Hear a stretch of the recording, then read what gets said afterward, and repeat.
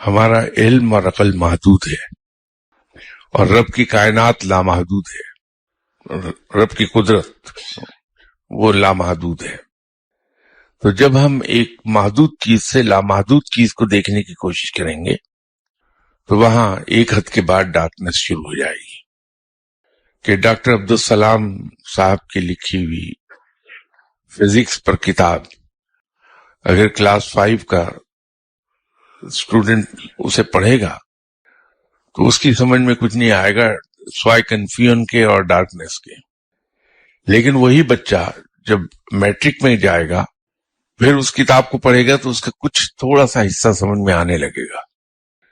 جب وہی بچہ ایم ایس سی کر رہا ہوگا فزکس میں تو وہ کتاب پڑھے گا تو اس کا ایک بڑا حصہ سمجھ میں آنے لگے گا۔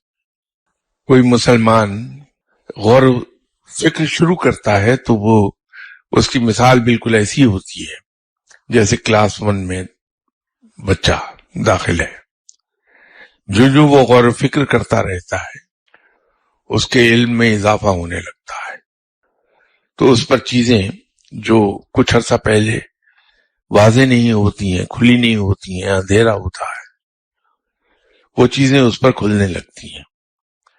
تو اگر وہ یہ عمل جاری رکھے تو علم کے بہت اعلیٰ مقام تک جا پہنچتا ہے کہ سلطان حق بہو صاحب کی طرح ایک ایک شعر میں، بابا بلے شاہ کی طرح ایک ایک شعر میں پوری ایک کائنات سے سموئی ہوتی ہے۔ جناب بابا فرید گنج شکر رحمۃ اللہ علیہ صاحب کو دیکھتے ہی جناب خواجہ صاحب نے ان کے مرشد جناب بختیار کاکی سے فرمایا تھا کہ تمہارا یہ شاگرد اس کی پرواز سدرۃ المنتہا تک ہوگی۔